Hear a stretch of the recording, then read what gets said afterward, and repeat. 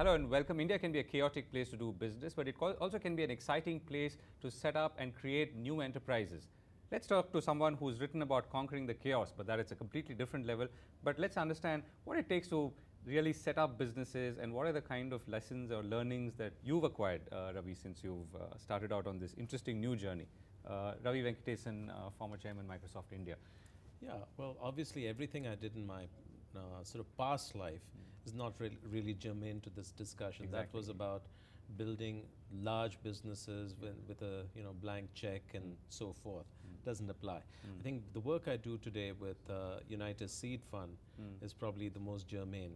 Essentially what we saw is lots of typically young people passionate about making a difference, but wanting to do it through business. Okay, and they range from, the youngest we've probably seen is about 20 years old. The oldest we've seen is about 55. So it's, sort of veering towards the younger side.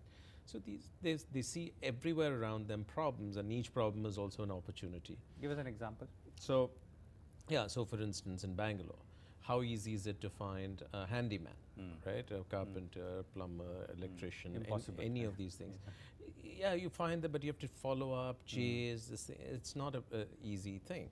So this guy leaves a lucrative job in the hotel industry, and hospitality industry, and tries to organize it, saying, okay, I'll hire these handymen, train them, pay them much better than they would otherwise, and I'll give you an organized service for which you pay different models, 1,000 rupees a year for a apartment or something, and you'll have the confidence of getting these services.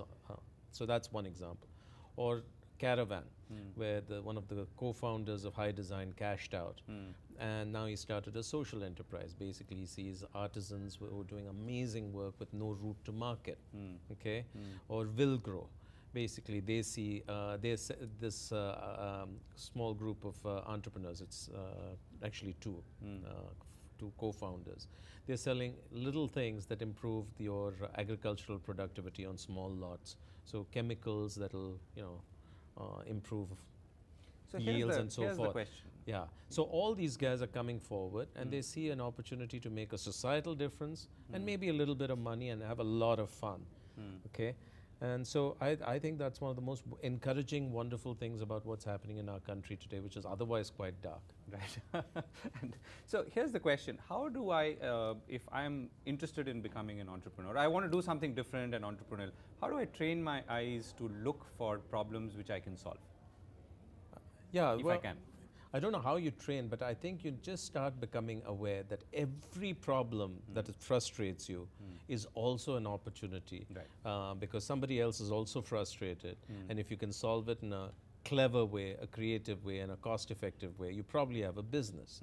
So rather than merely being hassled by your problems, if you actually just start becoming aware and say, which one bugs me the most, okay?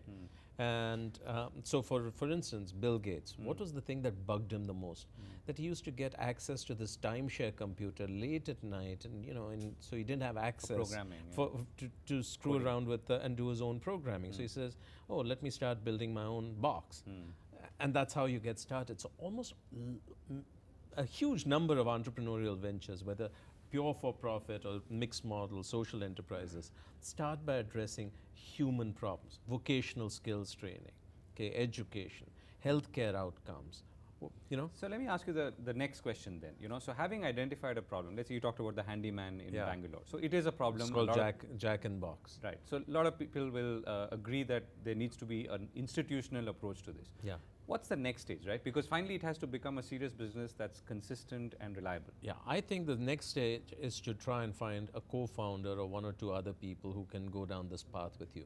We've seen that the probability of success is greatly enhanced when you have a partner who you trust, who's complementary. You may be the technical guy and that's the business person or whatever it is. Two of you, three of you sort of going down this path. The first thing to do is demonstrate proof of concept.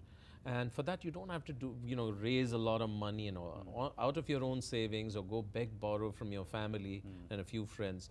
Show a proof of concept that this is a viable proposition, whether it's a service or a product, etc. And somebody will pay some amount of money for it. The moment you have that, things start falling in place. You can go for seed funding, and then I hire a few others, figure out how to take it to market, etc. And you've got to do that fairly quickly. You have to be able to do that in about a year or so. Okay, right. So proof of concept, co-founders, complementarity, capable of backing you up. Yeah. Next is create the proof of concept. Do the mousetrap. Then comes the next stage, right, where people want to see that this is scalable and has the capability or the ability to survive. Yeah. How does that? No, so at that point, depending on the kind of business, some require a little more capital, others can continue on a shoestring.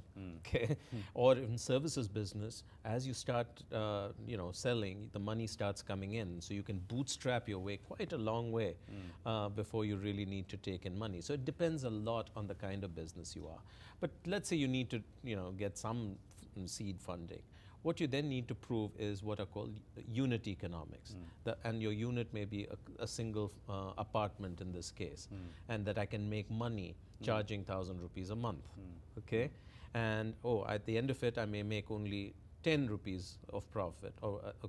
But then times so many households, now I'm confident that I've got a proposition. So now it's scale up. Then you start worrying about, who's really buying this stuff? So that means who's my target customer? Okay, it's not this but that. Okay, how do I start reaching them?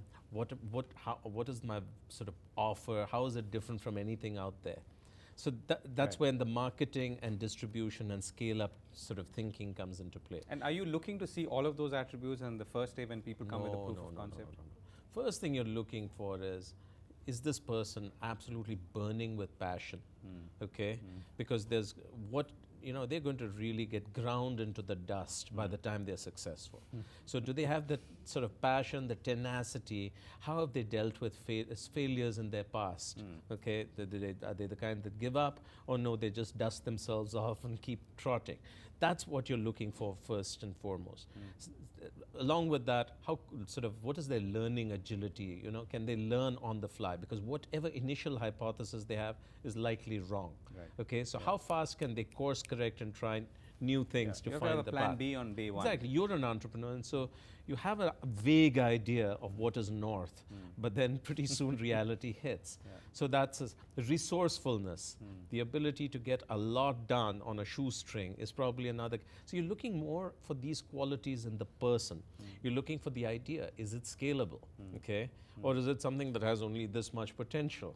So typically, given where India, which is all about large numbers, you want something that is truly a scalable proposition. Right. And the rest, I think you can iterate around. So let me ask you a sort of concluding question here. When you look at India as a theme, right, does India offer different kind of opportunities from, let's say, for a young entrepreneur from, let's say, a developed country? And therefore, should people be keeping their minds much more open to where they could find problems to solve, as opposed to, let's say, in some countries where you may be thinking more tech or maybe certain services? See, I don't think you need to go far searching for problems to solve and businesses to build.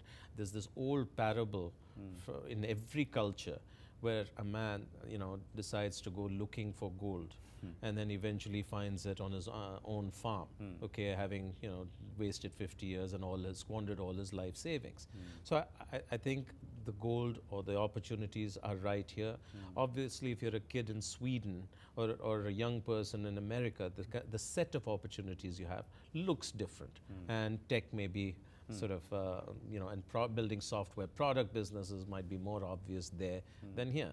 Here you're trying, it's the easiest thing to do is solve, human needs which are unmet with frugal business models.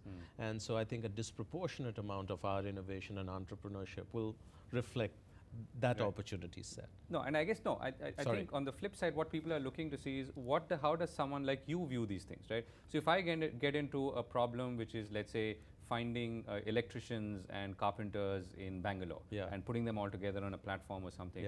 My first fear is that when I go to Ravi, he's going to laugh me out. I don't think so. I think today there is enough maturity in the ecosystem, there's enough diversity of angel investors that you will find that there is somebody who's quite supportive of your type of idea.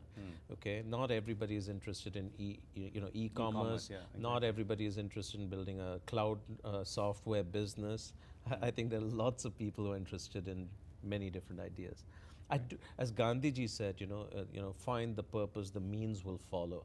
I really think India is at a point where what is the paucity of sort of great ideas and great people more than the paucity of resources. Right. Ravi, that's a very nice note to end on. Thank you so much for speaking with us. Cheers. Thank you.